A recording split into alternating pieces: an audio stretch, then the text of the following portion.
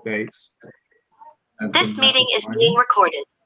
And just to remind you, as on cue, as it were, that these meetings are being recorded. And the reason they are recorded is because we do actually put these recordings on our website, and you can find that at the windrushnationalorganisation.com. You have the ability then to just have a look again at content of the meeting if you want to refresh yourself with that. Also, we have a working agreement with the Home Office that if they cannot answer a question that is posed in the meeting, that we can then follow that up with them afterwards. And so for accuracy, that's another good reason to actually record these meetings. And it's an in-kind working relationship that we have with the Home Office as well, in that any outstanding queries can be followed up after the meeting. As I mentioned, please, when it comes to the Q&A time, if you can raise your hand or use the button, that will be appreciated. Really do appreciate your time tonight. Recognize that we're in that season where it's holidays and so forth. So I know you're giving up your time for the purpose of being here. And we're going to be hearing from the Home Office who are here tonight, and also some updates about our conference as well.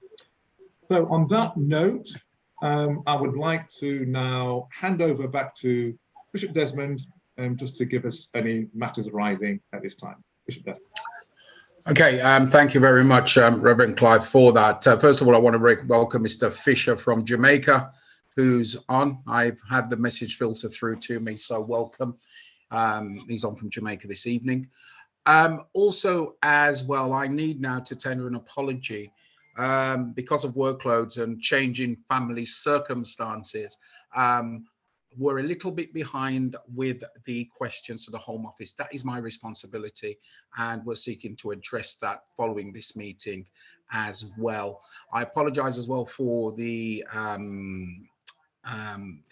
recordings, because what happened was, unknown to me, we got locked out of our YouTube channel, but we managed to sort that out last night, so all the videos are now on the website as well. These things do happen, I'm afraid, but I thought we'd just be upfront about all of that. Now, in terms of where we are as WNO, as you know, where Reverend Clive said, we've got these monthly meetings, and the Home Office have got some information for us this evening, is my understanding as well. And there's a lot of work sometimes that goes on in the background as well. And we've got on our agenda something called Matters Arising. Now, we've also got our Windrush International Conference, which has been shaped, and that's coming together quite nicely. That's the 28th of October in Birmingham. It's a free conference during the day. There's a gala fundraiser dinner in the evening, because we're not a funded organization. We're all volunteers, and it's important as well. One of the things I just want to explain to people that we don't just help people with status and compensation claims. Some of us, when we go and see people experiencing hardship, we do give them some assistance as well. And, you know, that could be any form of assistance whatsoever. So, and that does, including financial, like, you know, sometimes I see people, they've got no electricity. I'm not going to leave the house and they've got no electricity. So we help them to put some electricity in the meter, for example, something as simple as that, but it does help and make a difference to their lives. So go to our website. There's a conference link there. You can book for the conference, but spread the word about the gala dinner as well, because that's going to raise funds for the work that we're doing. And we're proud to be launching a welfare fund as well. So that more about that later on, around about 8:15, 8:20. So how the agenda is going to run this evening, we're going to go to a matter of rising in a minute. And then the Home Office, led by Nigel Hills, who's here, is going to lead with their presentation. After that, we'll have a Q&A. At about 8:15, 8:20, we're going to talk about the conference, and the Home Office will then leave the meeting for us to finish up discussing the conference, or just updating you on that as well. Now, and final note on the conference is that the Home Office senior officials, they will be in attendance. I'm not too sure who will be. I think between Nigel and Angela, they'll sort that out, who the attendees are at some point. Just to let you know, there is interest from the Immigration Minister to attend. However, we can't confirm anything at all until after a new Prime Minister has been appointed. I've got that right, haven't I, Angela, in our discussions? So, but there is interest from the current Immigration Minister to appear in person. However, we can't guarantee that. The other thing as well, we've invited 23 high commissioners as well from across the Commonwealth countries that we think where Windrush is impacted as well. And that's responding to the issues, particularly the ones raised over the last couple of meetings about that international engagement issue, when some countries saying we haven't got a problem. So let's get it out in the open and find out what the issues are as well. So that's a matter arising in my view that I think I just needed to feed back with you. And the final matter arising is that last month's meeting, Gertrude raised an issue regarding Nigeria. She has sent me the information, and to let you know that I will be meeting with Gertrude next week to have a look at that, the concerns that are there, particularly in preparation as we're having this conference coming up, and Nigeria have been invited to attend the conference. Now, as I've said, there's a lot of work that goes on in the background, and I know that Glenda Caesar and June Elizabeth have been doing some work, particularly around close family members. And just before Nigel, I just give Glenda Caesar the floor just to explain some of the work that she's been doing on this. Glenda, good evening. Hi, good evening, everyone. Thank you, Desmond. Yeah, part of my work is just to do advocate work, where I have authority to act on people who come to me who need help with the application form or feel that they need other support, which I do. If once I've taken on your case, then I do a follow-up and give you support.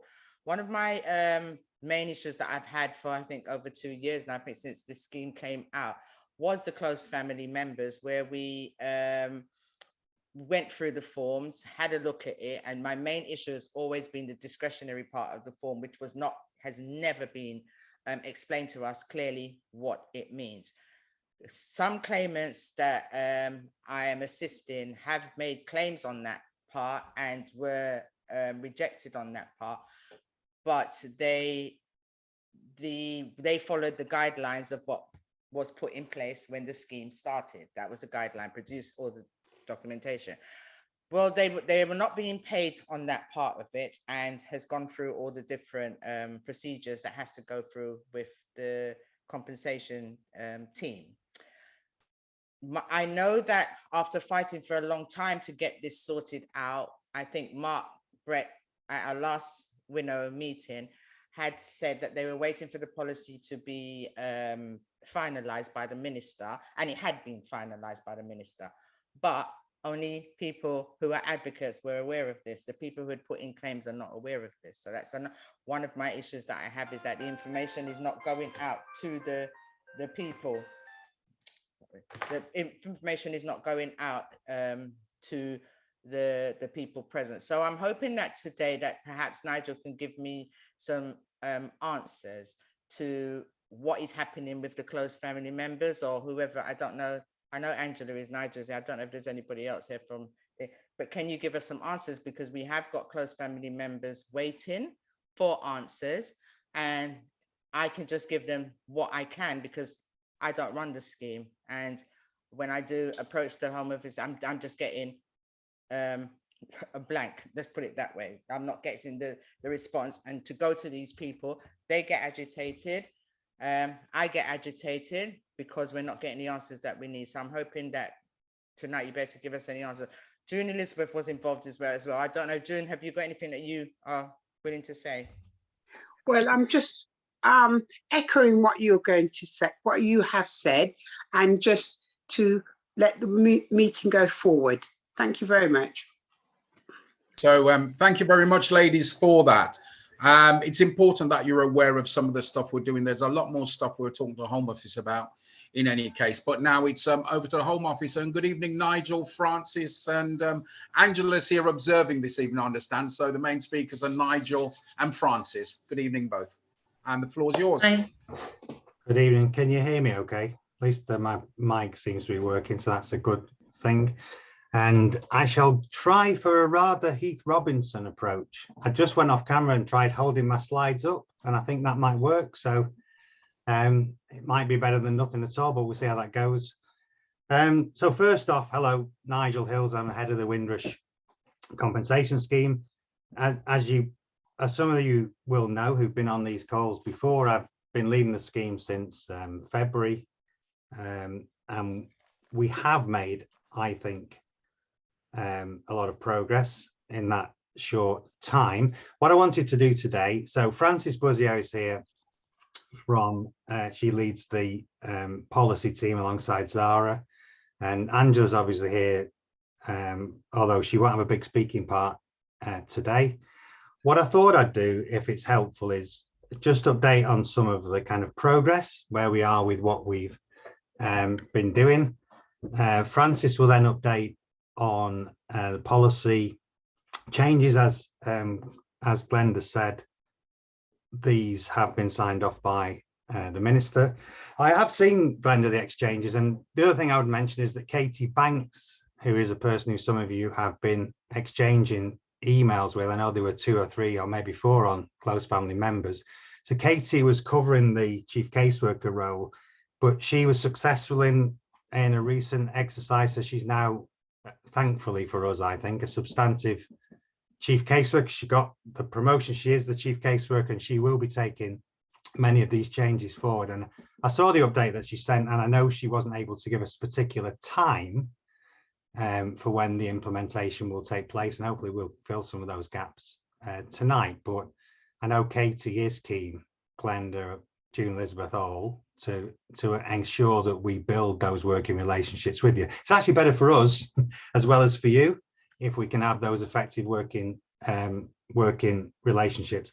So I'll start with a question that came in the email, a question that I can't actually answer, but I'll deal with up front. So I think Bishop Jadu asked, can I confirm anything about the current ministerial leadership changes and what that will mean for Windrush? So, like you, I don't know what is going to happen over the, well, certainly the Conservative leadership challenge. I'd probably worth a lot of money if I could predict that, but no idea. And what, if any, changes ministerial will flow from that, we don't know. Nothing's been said. You've seen on the press 5th of September is the date that's being trailed for that. What I would say, though, what I can say with a lot of confidence is the Windrush changes, the changes that have flowed from the Wendy Williams review and the Wendy Williams visit, and you'll have seen some updates on this. So the cultural change across the Home Office, the cultural training and awareness, the broader changes in terms of staff being able to raise key issues right at the front line. So they're talking about the courage of raising issues that might turn into a Windrush.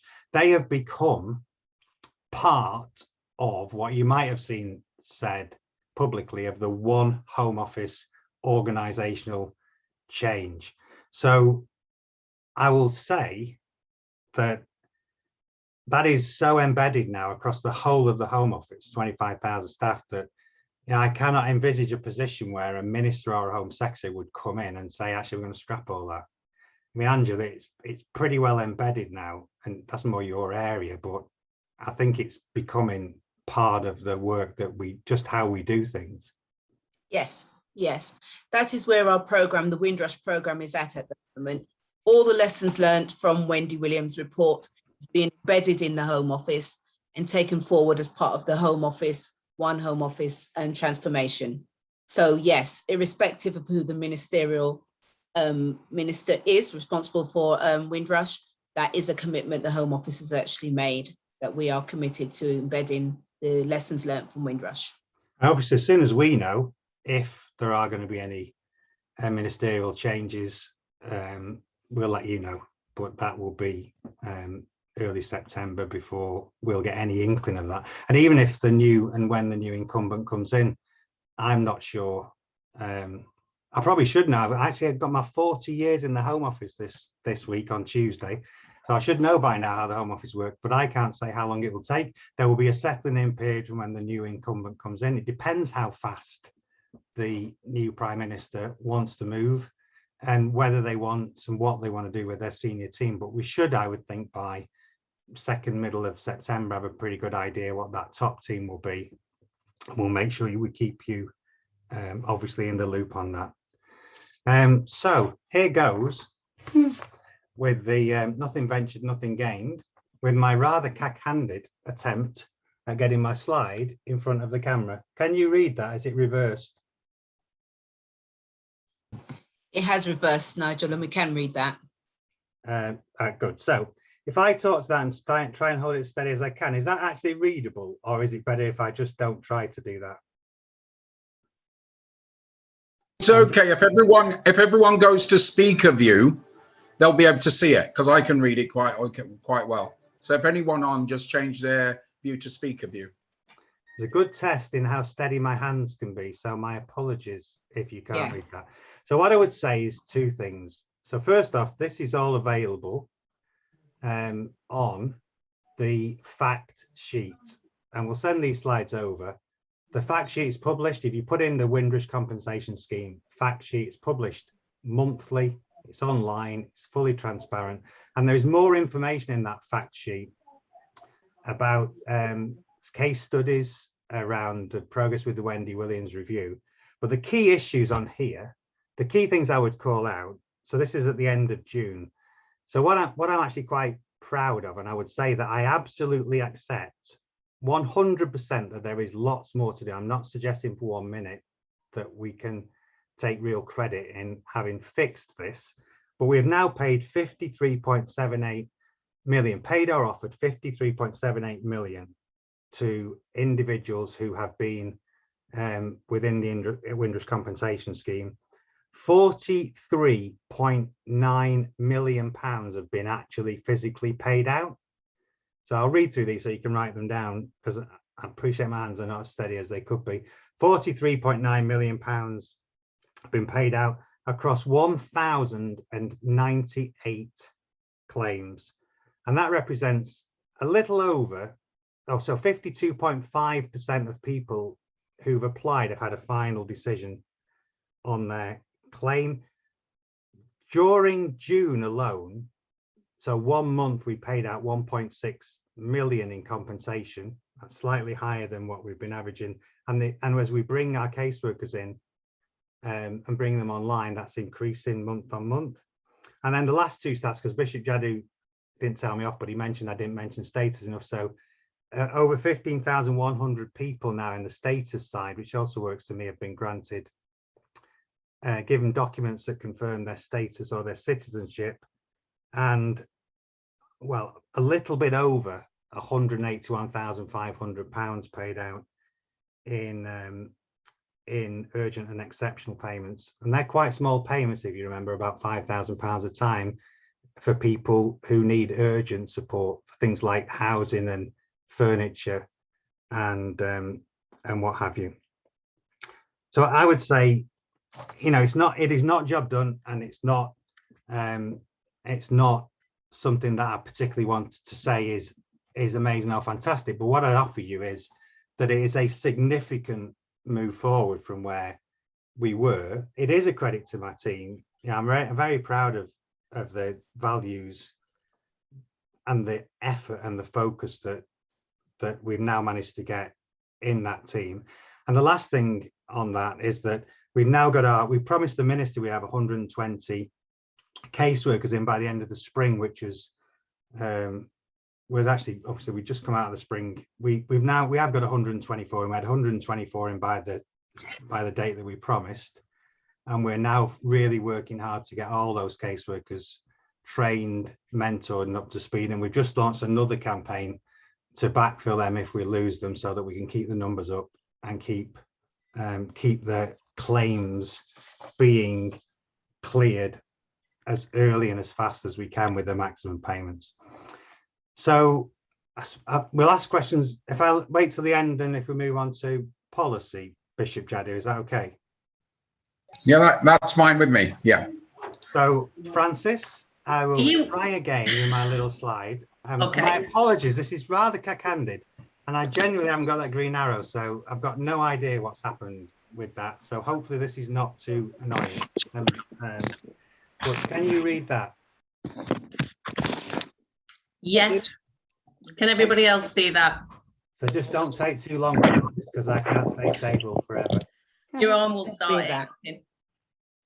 Right. Thank you, Nigel. Hopefully you can all see that.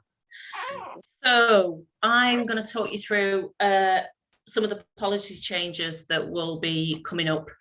So a lot of these changes have followed on from a lot for all of the engagement that we've had with multiple stakeholders, including conversations with advocates like yourself, Glenda. I know Mark has spoken with you a few times on, particularly on close family members. So these changes obviously have now been signed off by and approved by ministers. We've spoken to the HASC, Justice, Martin Levermore, obviously as well. So we've had a lot of input to make sure that we're capturing now the feedback that we've had.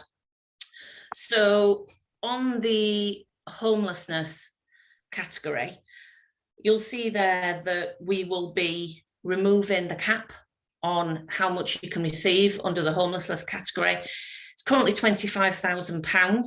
So from the day of launch, which I'm hoping will be week commencing 22nd of August, which is obviously next Monday. So that cap, we are removing that cap. So there is no limit to how much you can be paid under the homelessness category. We're also removing the requirement for adverse health impacts owing to homelessness. So under the current policy, you have to demonstrate that you have suffered adverse impacts as a consequence of being homeless. We've removed that. That's no longer part of the evidential requirement. Again, your status, you can be, I'll start again. The changes will allow for people to have become homeless for reasons not related to status, as long as any continuation in homelessness is as a consequence of status. And finally, we've now built in within the policy and the rules, the provision to award for homelessness overseas. Now, that was always implied, but it's now specifically included within the guidance. So that's actually named as something that we can consider. So they're the key changes to the homelessness category. The next one, which I know is of most interest in terms of, you know, some of the conversations that have been had with members of the casework team, is the close family members policy. So we are introducing a living costs category. So that will allow for additional living costs to be awarded. So those that have been incurred, so things like rent, food, utilities, if you've been supporting an individual as a close family member, there is now the ability to claim specifically for those living costs, and they include basic utilities as well. So it's a new category, and it will be easier to be able to claim under that category. As part of that as well, we are introducing a level 1 impact on life, which again currently isn't within the policy. Now, because we will be able to award a level 1 impact on life, that will enable us to then move to awarding a preliminary payment under impact on life for a close family member. So that £10,000 payment, if the impact on life level 1 is achieved, will attract a preliminary payment. So that's they're quite big changes to those heads of claim. So Nigel, can you flick your slide?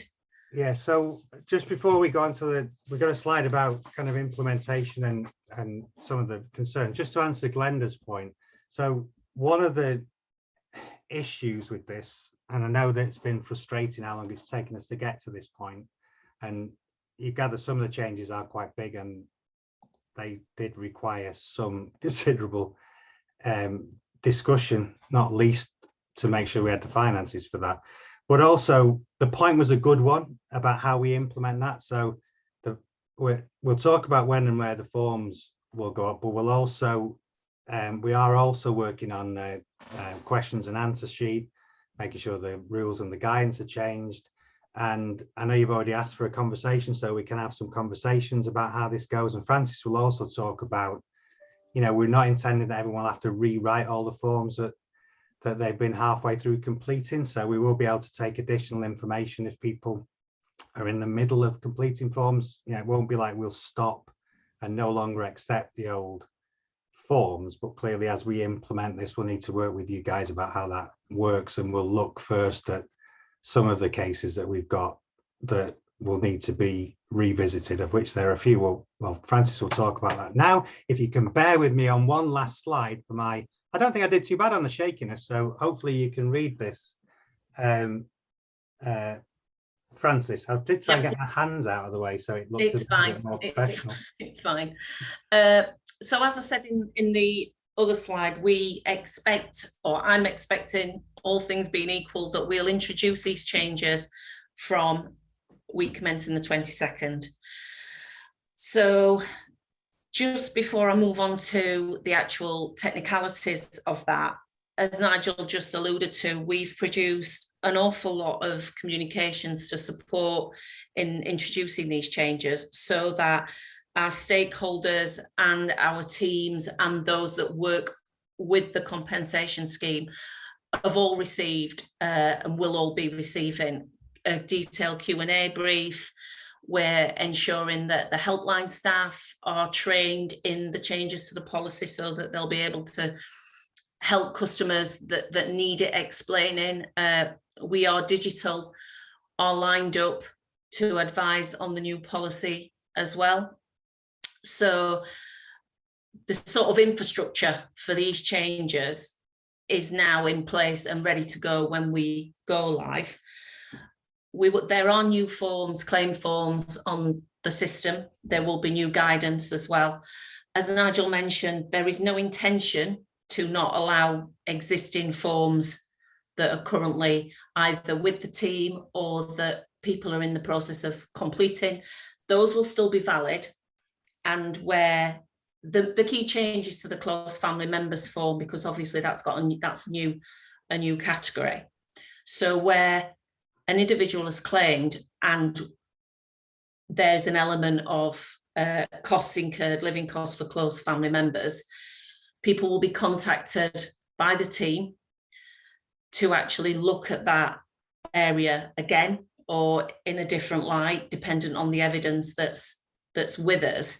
So claims that have already been decided on homelessness or close family members, we'll be revisiting those to see if they meet the changes to the new rules, so that we can allow an uplift in a payment or a reconsideration in those two areas. So what it means is that people who have received a decision previously won't be treated differently or unfairly to those that will be getting a decision under the new policy. So we're really keen to make sure that that happens. So to do that, we have set up a dedicated team who will be reviewing the previously awarded claims. So they will look at the decision making on there. If they feel that a higher award is due, they will withdraw the previous award and reconsider either the homelessness category or the close family members, either or, dependent on which head of claim has been claimed under. So that team will consider the cases still in date order. However, obviously, as most of you will know, there's always the opportunity or the reasons why we might need to expedite the consideration of a claim. So that will always still be embedded anyway, if those compelling reasons are sufficient. But otherwise, we will be working those cases in date order. So the team of staff that have been ring-fenced to do that work have been trained in the new policy, but they are also caseworkers who are trained and experienced in the current policy. So there will be a great overlap, so people can actually look at it on balance and see how the first decision was made and how that decision should look under the new policy. So the reason we have built or ring-fenced a team to reconsider these cases is so that the current cases that might not have included homelessness or close family members, the speed of consideration won't be affected. That's the reasoning for taking these outside of those that are currently awaiting consideration. This is all about, as we've spoken about before, this is about us being able to award more in compensation, and certainly the homelessness and the close family members policy will give us that ability now, because we have widened both policies to award a prelim for close family members, or to remove the cap on homelessness. So they will make quite significant difference to payments. So I mean, I'm sorry, just coming to the edge of its capacity. The other thing I would say about that is that we are going to just make a couple of other just clarifications in the rules. So particularly around our ability now, we've already been using a broader ability, for example, for commissioning medical evidence where it needs to be commissioned, but there will be a couple of other changes, and we'll confirm those in the Q&A. They're small tweaks, really. So there's one on medical evidence. That's the biggest one, isn't it, Francis? Yeah, that is. We're now formalising that we will seek independent medical advice where we feel we don't have a sufficient level of information from a GP or an NHS doctor. We'll now support in obtaining information from another practitioner, a specialist practitioner, and we will cover the cost of that, of course. And to be just to give some positive news, we've tested that policy on a case, and that has led to a level 5 after a level 4 award. So this approach, when we've tested it, is a really good positive result. So there's a lot of information there. I'm conscious an awful lot. And this is the start of a journey. Not for you. I'll rephrase that, Glenda and June, Liz, in a second. I appreciate it's not a start of a journey because there are cases in the system, but what I will offer you is this is an example of us listening. I'm really quite pleased that the minister and everybody signed up to those changes, particularly the ones around the need to have a medical or a physical impact from homelessness. I mean, I think that came through quite strongly in the communications that we had, and I agree with that. And we agreed with that, and we're really, really pleased to be able to rebalance the rules in that way. That we will need to work with you as we implement them, clearly. They are big changes, particularly on the close family members, but they're not so massive that we're rewriting the rules. So it is only a refresher for the caseworkers, and we're already refreshing the core casework teams on the guidance as we speak.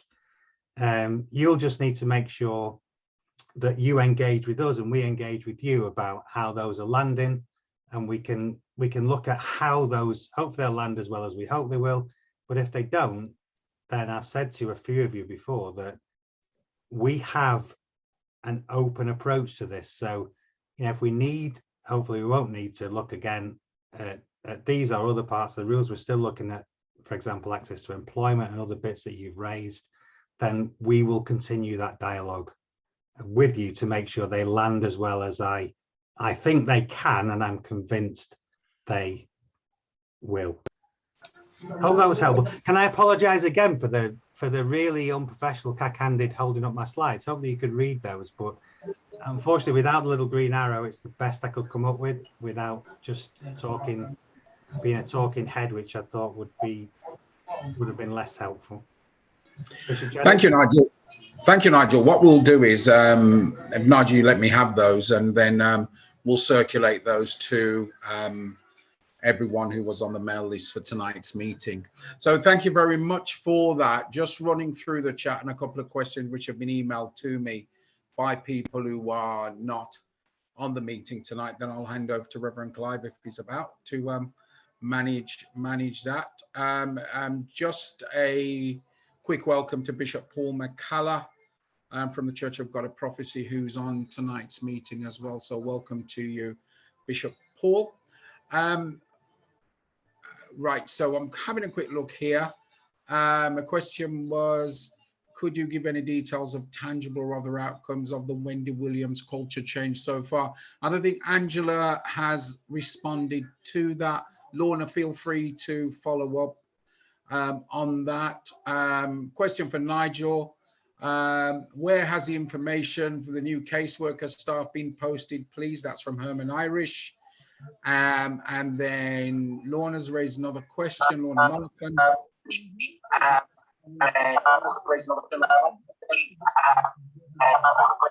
Yeah, can you mute for a minute when you've got a question? Reverend Clive's going to manage that. So a gentleman is waiting to be contacted. He filled his form in on the 22nd of February. He's not had an acknowledgement. So what's the time frame on that? And the last question, Nigel, for you to respond, and I'll hand over to Reverend Clive. This has been emailed in by Garrick from Liverpool. Could I raise a question for the Home Office officials? The current application form and process need to redesign to make it a simpler read.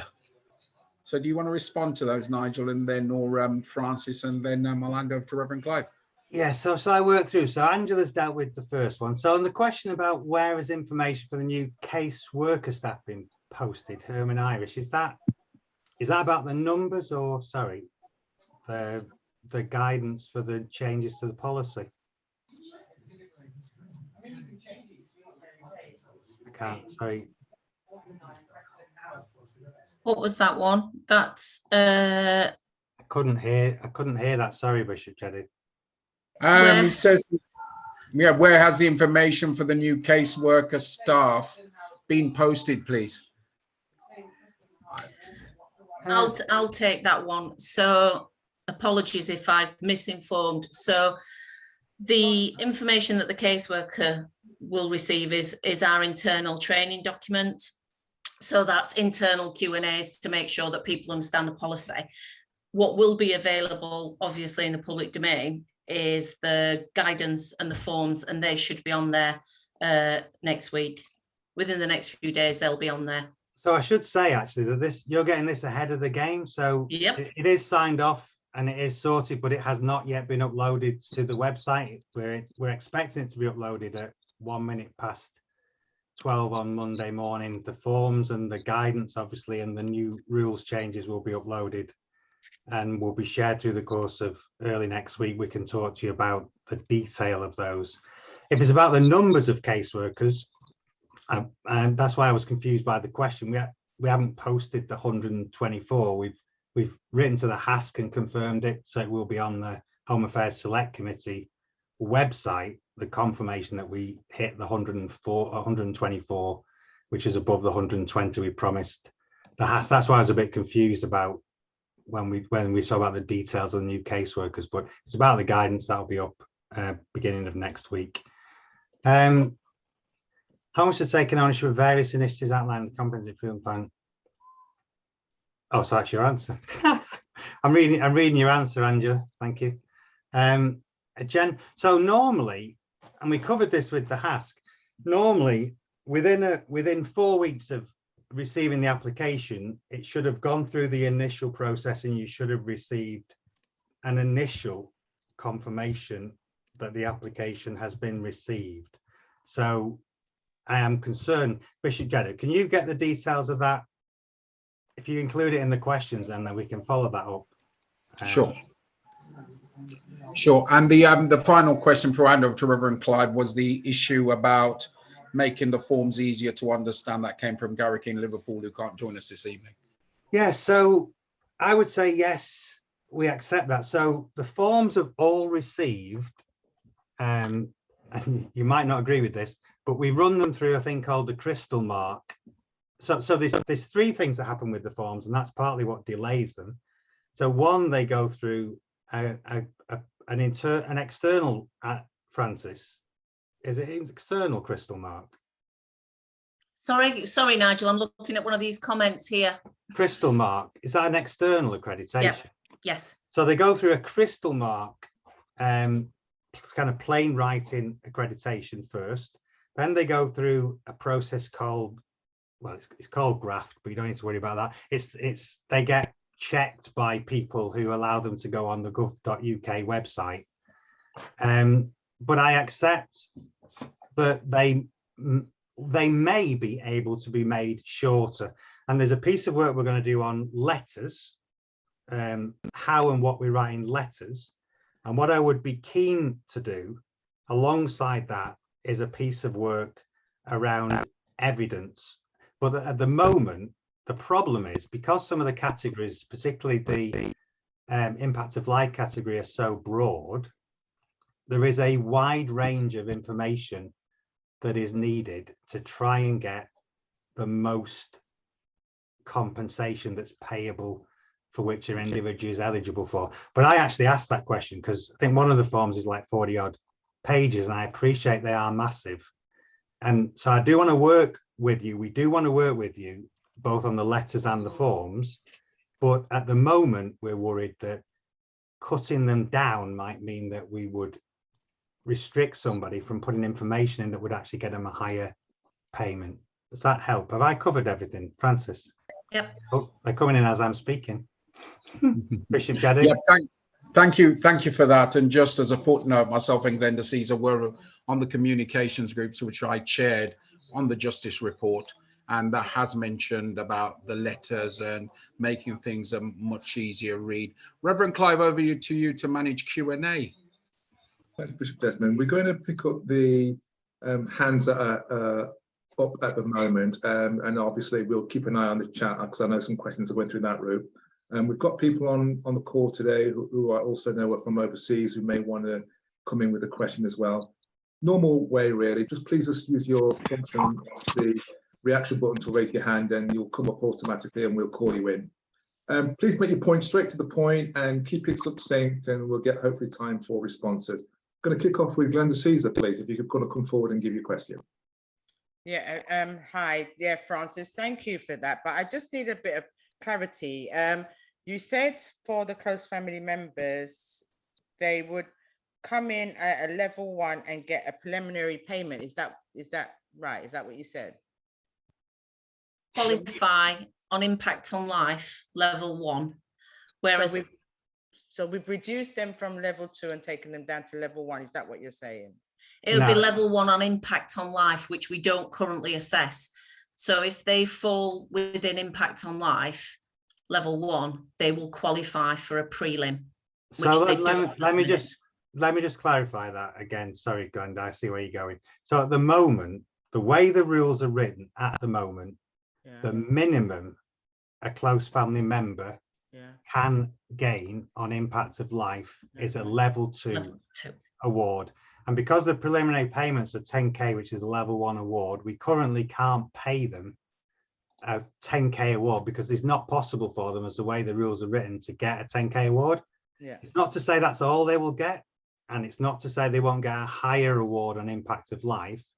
But what we're saying is there is now the option for an impact of life award, and that means we can make a preliminary down payment on impact of life whilst we consider whether they qualify for a larger, higher impact of life payment on the other levels. Is that right, Francis? Sorry, it is right, and you put that far more in a sorry, I can see where Glenda was going was. with that. We're not talking about downgrading, we're talking about opening up the opportunity for a preliminary payment and then an uplift on impact of life once it's been fully considered. Whereas at the moment, a close family member has to go through the whole process, and the lowest they could get is a level 2, which means they never get a preliminary payment because they're not in the process. Okay, now just one more thing. That's those, it does. It gives me a bit of clarity. But those whose claims have gone in now, what happens with them? Because they followed the old policy. So do they have to complete the form again, or what? Or do you have to do the work, or do they have to do work again? Right. So what we'll do is, if we have enough evidence to be able to consider it under the new rules, that's what we'll do. So all those that are in the system, we'll be considering them under the new rules. So for the homelessness, that's really straightforward. Okay. Because we certainly don't need to go out for any evidence, and we can make that decision. There may be times under the close family members category where we need a little bit more, but we will assess that as we go, because often we've got that information anyway. So if we don't need to go out for it, and we can make that assessment now that we've got that separate category, then we won't do it. But all the cases that are currently in the system will be considered into the new rules now to give them a favourable consideration. So we will start that process. The customer doesn't have to come to us and say, can you look at this for us? Because we're looking at them anyway. And you're going in date order. That's what We're going in date order. Okay, thank you. Does that cover that one? Yeah, Brenda? yeah, fine. Thank you. Cool. Thank you. Rosemary, if you could come on and ask your question, please. Yes, can you hear me, Clive? Okay. I'm worried about parallel cases. We have now agricultural workers coming in from Indonesia with a very short stay, who have sold their land and property in order to pay for their travel. Are we looking at a situation where the same Windrush problem will arise when they're expected to return to their homes and have nowhere to return? Thank you, Rosemary. I guess that's the kind of a lessons learned in anticipation. I'm not sure if anyone on the Home Office can pick that up in terms of potentially.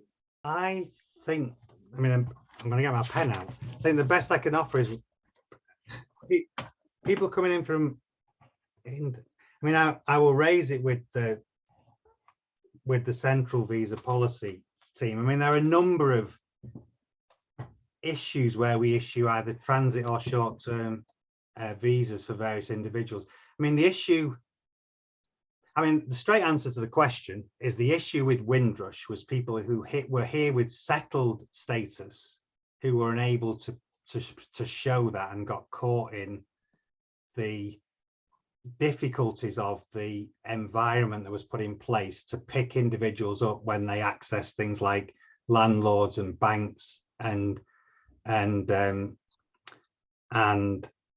driving licenses and what have you. So in that context, if these people are coming for short periods or on limited periods of stay, then it wouldn't be the same as Windrush, because they would be in contact with the Home Office for their period of stay, if I've understood you correctly.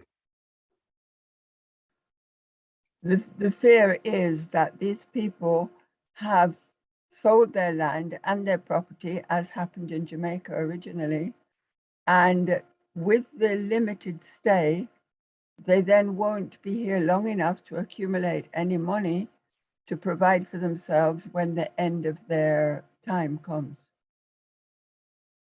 So we're repeating history with another group. I think, well, we are very mindful, and I don't want to underplay this. We are very mindful. So, for example, children born in the UK, who require their parents to be settled here. We're looking at all of the avenues where people may or may not have some form of status route to remain in the UK. But people with limited leave to remain are subject to and within the immigration rules. So they are slightly different, I think. Okay, thank you. I think the Sorry, question I didn't sound like a very satisfactory yeah, answer. but I think Rosemary has made the point in terms of. And I'll take it away and make sure that I flag that. Thank you very much. Thank you. Thank you. I want to bring in Naomi at this time, Naomi Towers, and after that, Francis, if you could probably deal with the question in the chat about will claims that have been settled be able to go back and have the medical assessment that are now included afterwards. But Clive, Jackie, I think. Jackie's waiting, Clive. Naomi, if you want to go through with your question, please. Yes, what it is, I've had a few claimants who've asked me to ask the question. The first lot of the Windrush claimants who were paid in 2021 was actually awarded for their citizenship. Now, they've actually changed the policy to say that if you were granted your citizenship, you will not be reimbursed. Now, they're saying that's unfair because the first lot of the claimants were paid for their citizenship certificate. Now, the policy wasn't actually changed, and Priti Patel did set the precedent to say that basically what actually she said was the compensation award acknowledged the stress and anxiety you experienced when you had to apply for British citizenship in 1984, although you'd been working and living lawfully in the United Kingdom. So why was the first lot of claimants paid and awarded for citizenship? Now they've changed it to say that if you were granted, you will not be reimbursed. Francis? I am actually gonna pass on that and say I'm gonna need to take that one away. I'm not aware so the rules state that I manage the status team, as you know, before I managed the Windrush compensation scheme. I mean, the rules state that we will reimburse an immigration application where you were where it was inappropriately decided you were unable to confirm your permission to remain in the UK. And what you're raising is a question about, well, what you're suggesting is we have reimbursed people who actually were granted citizenship. Is that right? Historically? Yeah, you actually reimburse people who were granted. Now they're saying that once you've been granted, you won't be reimbursed. So basically, you've changed the criteria without informing.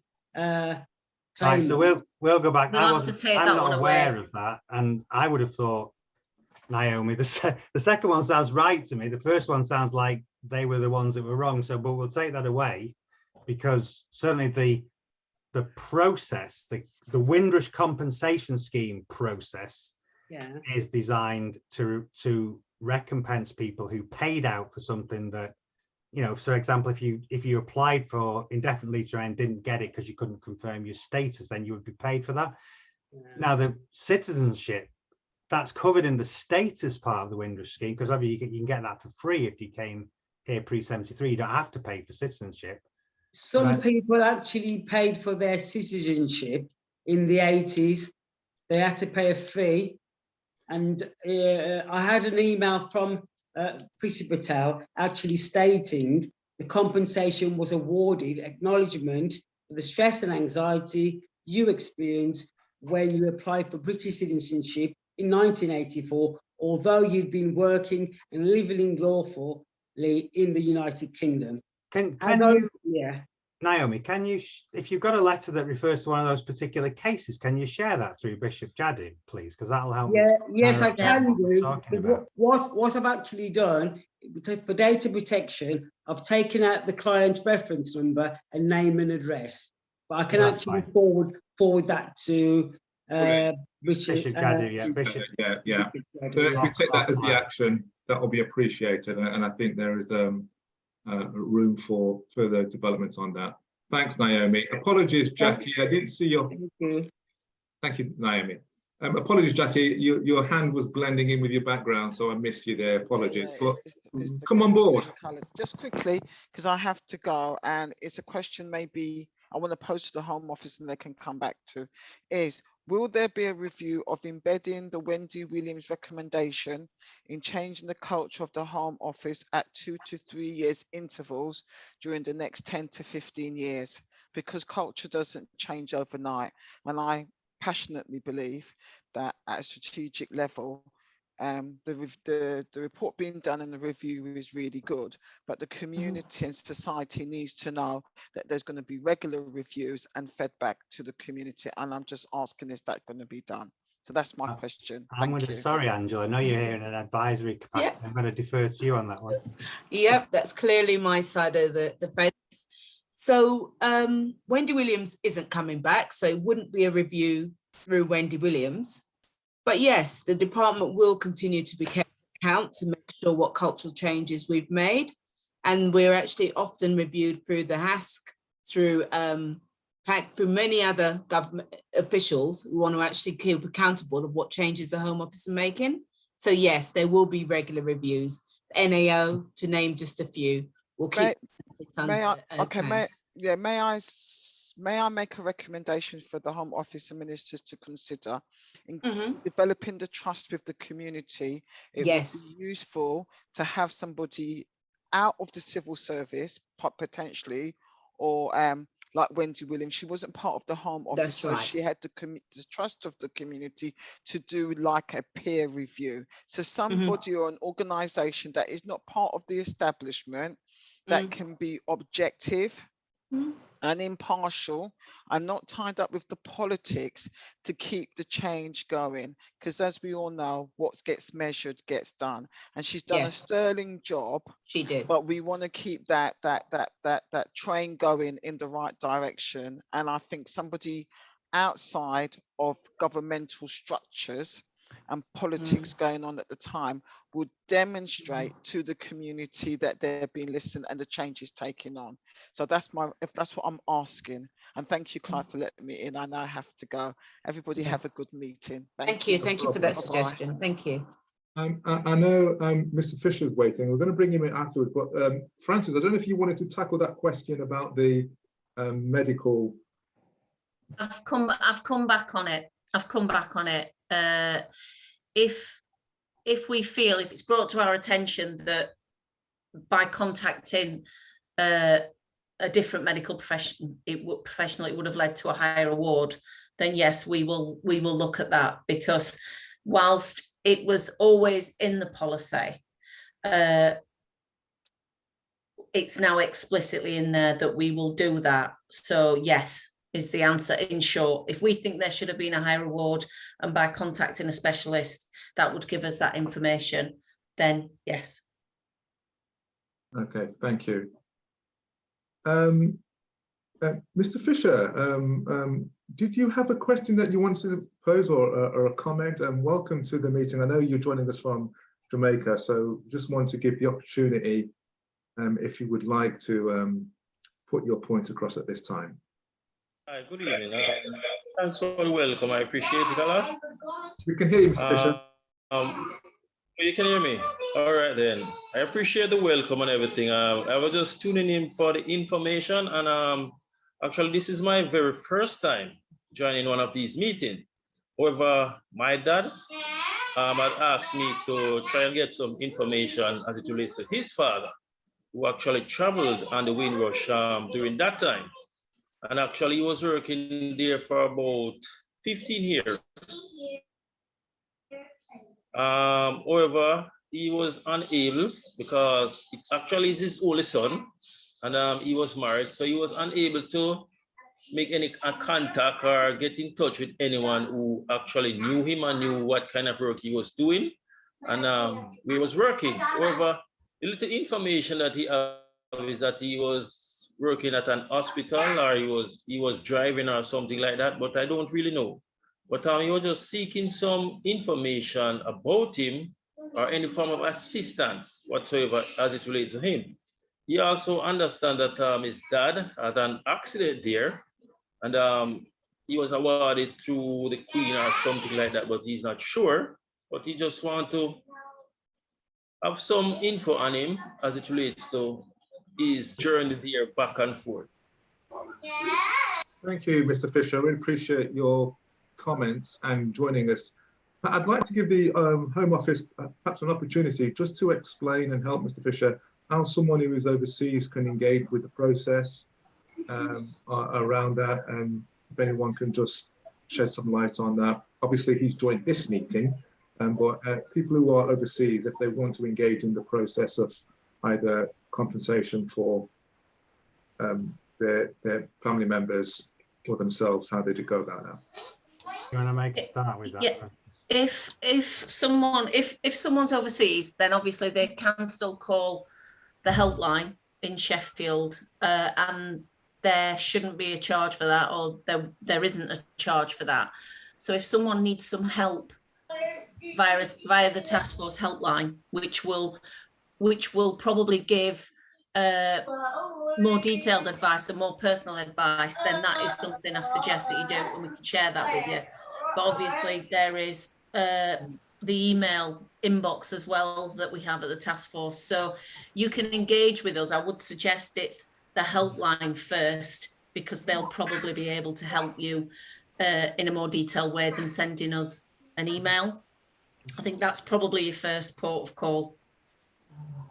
Just for the record, I've just exchanged details with Mr. Fisher, so Okay. we'll have an in-depth conversation tomorrow, and then I Yeah. can write to either yourself or Nigel directly Yeah. to raise exactly what the specific queries are.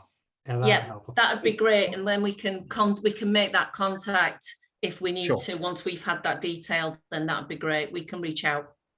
Yeah. Okay then, thank you very much. Sorry, can I just quickly ask, the phone line that you mentioned for international, is that a free call? It should be a free phone number. If that's changed, then I think we should check that with Jack. yeah, if Check it that and go through. was, but I can check. But if we call you, if we call someone overseas, then it's free for us. So we flip round it that way. So We'll you don't call need to you. worry about that. We can contact you. Okay. I do believe there is a charge. There is a charge for an overseas call, but if you ask for us to call you, we will call you at our expense. So Right, thanks for that. Thank you. All right, I did make some call. I tried to call the number, but unfortunately the number said it's busy, so I should call back. So I did try quite a few times and I did not get through. Right. We can circumvent that, and if we've got your details, we'll give you a call. Sorry, Nigel. I was just going to say that if Bishop Jadu can forward the details, we can get the help team to give you a call. I was just going to ask, actually, one of the messages in the, I'm showing my ineptitude again, which I demonstrated amply with the slide pack, but somebody said they sent me a private message about their aunt in the chat. I have no idea how to get a private message on Zoom. I don't think I've received it. So Bishop Jadu, can you also, sweep up that information as well confidentially? And that was Gertrude. Yeah. I have no idea where a private message would go on here. I don't. Thanks. So Gertrude, if you send that to Bishop Desmond Jadu, we can share that with Nigel. Yeah, I've got that. So we'll get that sent up as well. Great. So we just want to be true to the questions in the chat. I mean, the questions being asked by the Home Office. There's a question there from Peggy Thomas saying, can I claim for the breakdown of my marriage due to the decision of the Home Office? Does it have to be in the Windrush years? Is that something anyone can respond to? So I'm not sure I'm clear on that one. I've looked at it a couple of times.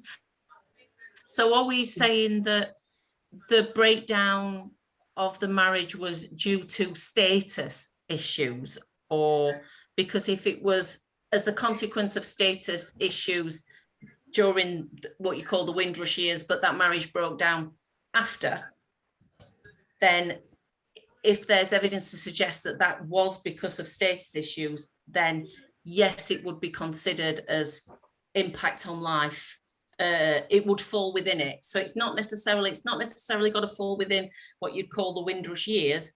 What we've got to be able to do is demonstrate that any impact on your life was because of status issues. Does that make sense? So one of the reasons we changed it might sound like a subtle change, but the change on homelessness, because we were aware some people might have lost their home, for example, because of a relationship breakdown, but then were unable to get new a new home because they were unable to confirm their immigration settled status. So there is consideration of impacts of life, but it needs to be directly related back to the Yes. inability to confirm the settled status in the UK. Yep. Yep. Sorry, I might just repeated what you said, Francis, but Sure. Thank you for those responses. And obviously, yeah, the impact on life, as you mentioned, Francis, covers a lot of these issues in terms of family impacts, as you explained. Nigel, we've got the last 5 minutes, I believe, last 4 minutes before we end the Q&A session. So please raise your hand if you'd like to jump in before we go on to our next part of our session. I'm just looking for any more raised hands and obviously things in the chat. Reverend Clive. Yes. Reverend Clive, just a quickie, just to let Gertrude know, I have emailed Nigel over the question you sent me for him. So that's already been done. Oh, thank you. Thanks. Great. So Sorry, Reverend Clive. Thank you. I want to bring in June Elizabeth and then after that, Naomi. Yeah, thank you very much, Reverend Clive. I just wanted to clarify the close family members who have already been awarded, are their cases going to be looked at to make sure that they haven't lost out on the new changes? For example, a close family member who may have been awarded the mandatory 20,000 for looking after their family for 5 years, and somebody who's looked after their family for more, will that be adjusted in these changes?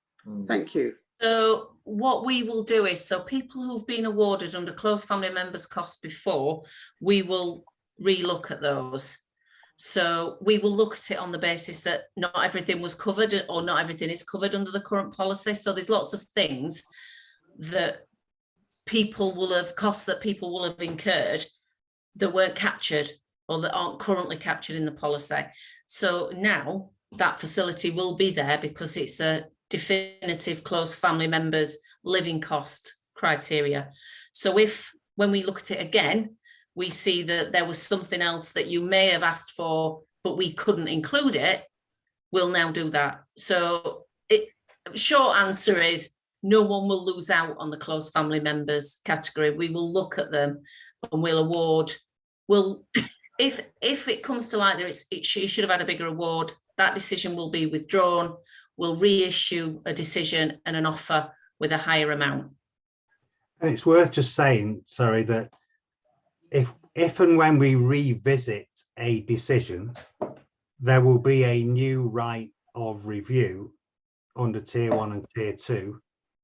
Now I want to get this right. Whatever the outcome, the fact that we reconsidered the decision, even if we decide there's not an uplift, the claimant would have a right of review of that, a free right of review, if they felt they needed it. Yes, because technically you will be given a new decision. So the decision will be withdrawn. So as soon as you get a new decision, that gives the opportunity for a tier 1 review again, like it would have done first time around. So yeah. Great, thank you very much for that. Good to see in the chat support around the giving information about the helpline and everything for Mr. Fisher there. Thanks, Lorna, for posting the actual number, and also Roland for giving the tip about how you can use Skype from Jamaica as well. Drop the 0, then call. There's no charge. So thanks for that support in the chat as well. Naomi, you want to come forward and give your question, please? Yes, it's about homelessness. If a claimant was awarded, but they didn't get award on homelessness, and they had evidence they were homeless, would be reconsidered on this new changes for homelessness, even though they've accepted the award previously? Yes. They would be. Yeah, so the same applies to all of everybody that's submitted and been awarded under these current heads, homelessness or close family members. We're looking at them again. So if it's a homeless, did you say it was homelessness overseas? No, it's in the UK. Yeah. Yeah. So yeah, we will look at that. They're all going to get looked at. Okay. Thank you. that's marvellous. Great, thank you. And just So before I hand over just to manage, we will look at all of them, but I mean, there may be some. I don't know, Naima, whether you said they've been refused on the homelessness category. So Yes, if they weren't accepted, and they were actually homeless, they might be actually quite complicated. But we can have a look at them again. Yeah. But they might not necessarily benefit from the pot. It depends what the circumstances Yeah, are. and it depends. So for that one, for example, it might be that they couldn't demonstrate that they suffered adverse health impacts on the first application, whereas now we're not using that as a consideration. So we're not looking at that at all. So that might be an example where they didn't get an award first time around, but they would now. That would be an example of that kind of circumstance, if that makes sense. So we reconsider them, and most people will be likely to get an uplift in their offer. And if they don't, and we reconsider, they would have a tier 1 and a tier 2 review anyway. Right, marvellous. Thanks very much. Just before I hand back to Bishop Desmond, I think Nigel Guy, you just got in there because you could probably read my mind. Go for it, Nigel. Come forward. Last question on the hands. Sorry, good evening. It's more of an observation. I found it very interesting that that Nigel was saying that you know, there was a lot of ineptness. But what I want to say is that it took a lot of great weight for Nigel to hold up that new policy paper to show that hopefully the Home Office will not be wavering with their endeavours to have a better outcome and lasting legacy for those who need the support they need from this compensation and scandal. So that's my observation. So well done, Nigel, for holding up those new policies, even though it may have been a heavy load for you. I hope you will not waver in your abilities with your team to deliver what you need to deliver, and that's through consultation with groups like the WNO and others to make those changes. So make it a lasting legacy and better outcome for all. Thank you. Thank you, Nigel. Very poetic, figurative, metaphorical, and let's make sure, hopefully it's a reality. Last question from me, just in the chat, and then I hand over to Bishop Desmond. Can anyone from the Home Office confirm Mervyn Caesar's question? Are there any circumstances where a payout has been more than 100,000? Yes, there have been payments that have exceeded £100,000. The full award, the full and final award, yes. Okay, thank you very much for confirming that. Bishop Desmond. Yeah, thank you, Reverend Clark. Just before I thank the Home Office staff, just something I've just been asked to be transparent about. A couple of meetings back, we had a gentleman on who was a teacher and he lost his teaching career. And one of the issues that we've raised is regarding loss of access to employment. So there is, Nigel is having it looked into, and it is something at some point we'll be feeding back on in terms of that, because a couple of people have raised this query about loss of access to employment as opposed to loss of access to their actual career.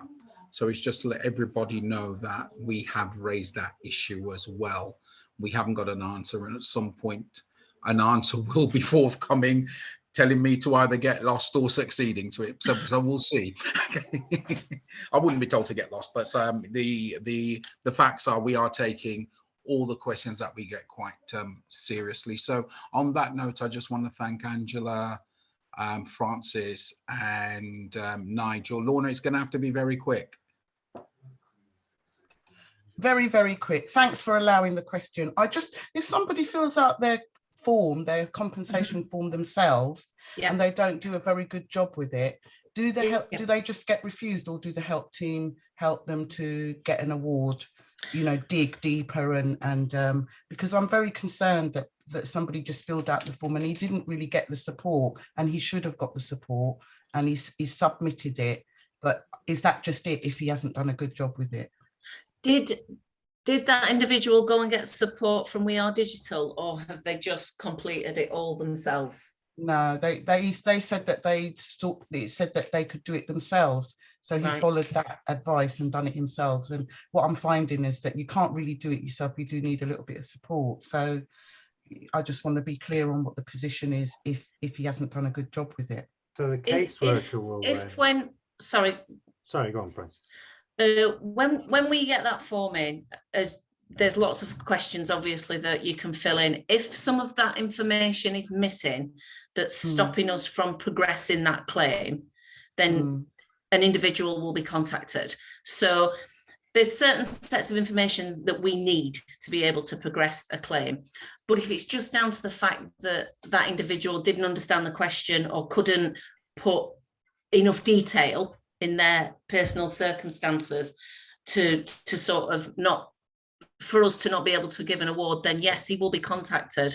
It won't just be refused or given a lesser award. It'll be picked up. There's certain amounts of information that we'll always need, so a minimum amount that we'll always need. But if we don't get what we need, we'll write out. And if it's an individual and you want to share those details, then we can take a look. But yeah, that's a given that will help. Thank you. So can an advocate step in with cases that have already been submitted? If there's information that's needed and the individual needs the help of someone else, then yeah, of course. Thank you. Thank you. And just to help everyone on that, one of the things that I personally do, if people have already submitted compensation claims, we do get a signed authority and we do submit, as I'm sure Nigel is aware, additional statements, because providing a claim has not, even if a claim has been decided, there are still mechanisms. But just to let you know, if someone's articulated a claim incorrectly or they've not articulated it fully, then you can submit additional statements to support their claim. And that would include figures, additional evidence. Whilst the claim is live, you can submit all of those, because I know that we've had to make some changes to some live claims as well. So. And in most cases, the claimant will get a call from the caseworker if needs be. And we are working on, and we're not quite there yet, but it's working more, that where a caseworker comes out for information and maybe leaves a message, we're working, and I know we've been asked by Glenda and Jackie McKenzie when the HAS came, to try and get a better system so people who come through the help desk can actually get through to the individual caseworker. It's working better. It's not perfect yet, but we are working on getting that access out and back to the caseworkers as effectively as we can. Yeah. And I will have to back Nigel up on that, I'm afraid, because I've got a couple of cases where I get regular messages off the caseworker, and that is slowly improving. So I'll endorse your comment there. It's not perfect, but it's getting there. It's a lot better than it was 12 months ago. Those are the ones I'm dealing with anyway. So Nigel, Francis and Angela, thank you very much for your attendance this evening.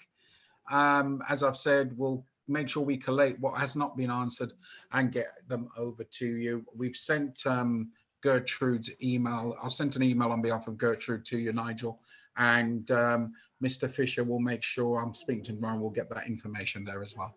So Reverend Clive. Just a quick one for the Home Office before they go. Home Office, sometimes when we're dealing with people, one of the questions they ask when they're unsure, just to follow up on Lorna's question, is that they're looking for examples of where claims have been successful, or some kind of example where they can see a pattern or have an example of where things have gone through. Could you share with us where people potentially could see examples of types of claims that have gone through to completion? There are about 5 or 6 case studies on the fact sheet. Yeah. Now, on the fact sheet I refer to, you put Windrush compensation fact sheet, there are some anonymized case studies on there, about 5 or 6. I mean, if you look at those, Clive, and see if they do what you need, and if not, we can maybe see if we can look at something a bit more. Yeah, perhaps it might be helpful to have something a bit more structured in terms of, here is a primary one, here is a close family member one, here is a deceased estate one. That might be helpful for people who may be looking at putting in a claim. I think I think that's probably something that we will be able to do on the basis that we've tested these policies with hypothetical cases. So, yeah, if you can bear with us, and if I can have that as one of the follow-ups, I'll see what we can do with that. We might be able to come up with something more up to date and more category specific. Right. Thank you very much for attending. So I'll let you go. So thank you very much. Thank you very much, Joe. Thank you. Bye-bye. Good night. Thank you very much. Good night. Thank you, Nigel, Angela, Francis. Okay. Yeah, We'll thank you move very on. much. Bye. Yeah, Okay, bye. right. We'll move on to Thank the you and good conference. night. Have a good night. Yep, thank you. We've got 5 minutes left, so we just need to use the 5 minutes just to update you on our international conference. So the structure is in place. The conference is in Birmingham. It'll be at a venue called the East Side Rooms. We've got, at the moment, I think 50 spaces have been made public, and those are available on Eventbrite at the moment. Registration is free. WNO affiliates or WNO members do not need to register. It's just for public registration at the moment. We've invited 23 high commissioners from areas that we believe that they have been impacted by the Windrush scandal. And that includes all 15 CARICOM commissioners as well in that. And we included South Africa, the African subcontinent, and we've also included South Africa is a part of the African subcontinent, Australia, Canada, and New Zealand in that as well, because I know I've had people from Australia, Canada, and New Zealand who have had issues as well. Importantly, the conference is 10 till 4. And it will be structured that we have plenary sessions and we have workshops as well. 2 in the morning, 2 in the evening. We'll be focusing on status, compensation, engagement, and transformation. Those are the main headings, but it's not tunnel vision. Transformation is about how do we make sure it doesn't happen again, the changing culture, the things that we're talking about here. The difference is it's face-to-face, and we make it as constructive as we possibly can. Now, the conference is free.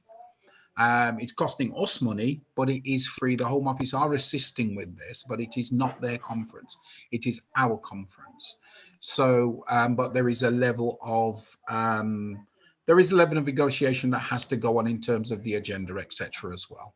But we're not losing sight of anything to do with the issues that you face. So I'll make that crystal clear. In addition to that, we, as I've said, the Home Office officials will be there. I know Nigel will be in attendance, Angela will be in attendance.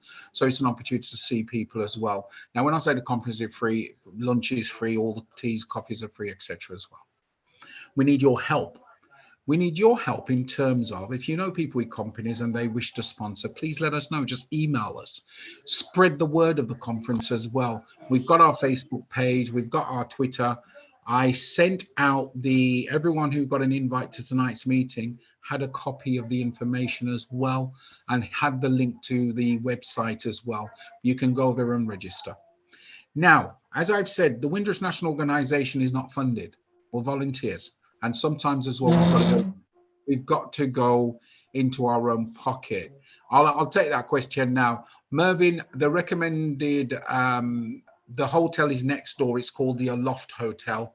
But if you Google the East Side Rooms, you will see everything.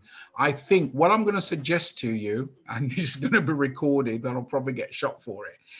Actually, if you go to booking.com, for example, and book your room early, it's actually cheaper than the rate they're giving us at the moment. But the hotel is called the Aloft Hotel. It's a Marriott hotel. It's 4-star, and it's actually within the complex. So, you know, you don't have to walk any distances at all. You're actually in the same building. So there you go.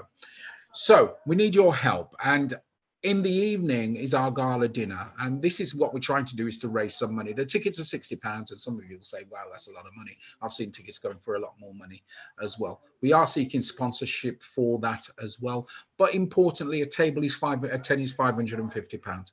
3-course meal. We've got entertainment. There'll be a comedian. I think 2 comedians that were lining up at the moment, which I know that information will be out shortly, and about 7 singers and performers as well. So that will be on the night. It runs from 7 p.m. rather until 2 a.m.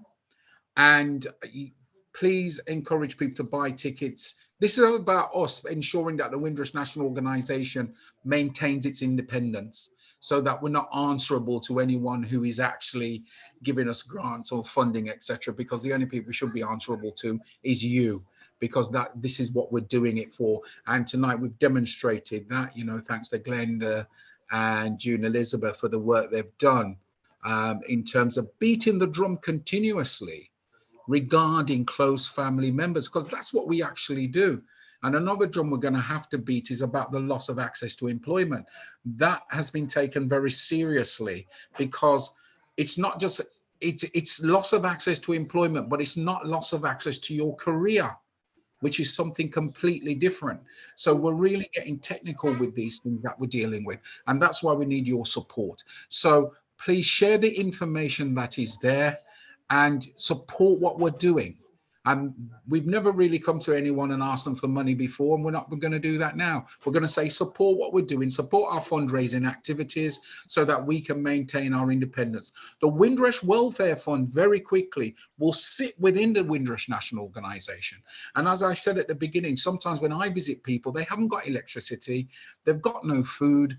We help them out with basic essentials as well. Sometimes they need more than that, but even the basic essentials we have to help people out with, because some people are in a very bad way.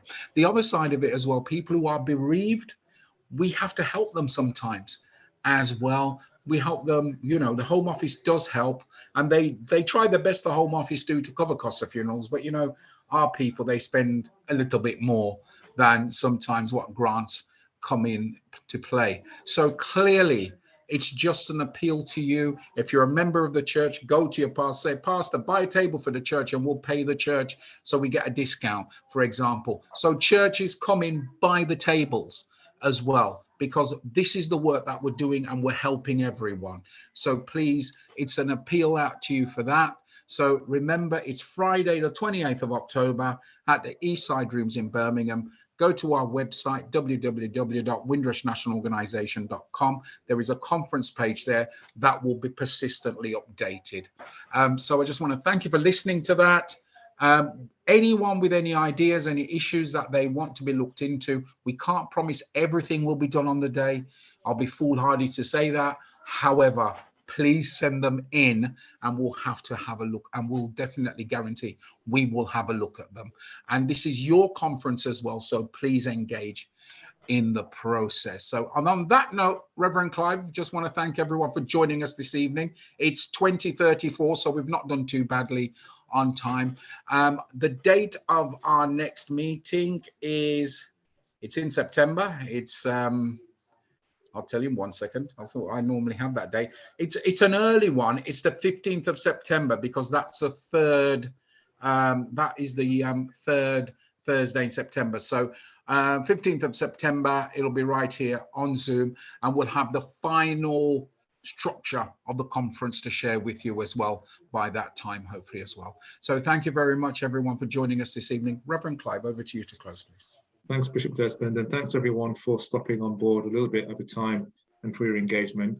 You know, we're just going to end how we started. We're just going to ask those of you who want to join us with a word of prayer. We'll do that now, and then we'll be able to formally close the meeting. For those of you who wish to join us, shall we just pray at this time? Father, we just again thank you for your goodness and mercy towards us. Lord, we pray that you would give us of your insight, wisdom, your mercy and love, and guide us with your hand through this work, Lord. Lord, we pray for those who are suffering, those who are facing hardship. And Lord, we ask that you would reach out, and that all of us here can help to be a good neighbor.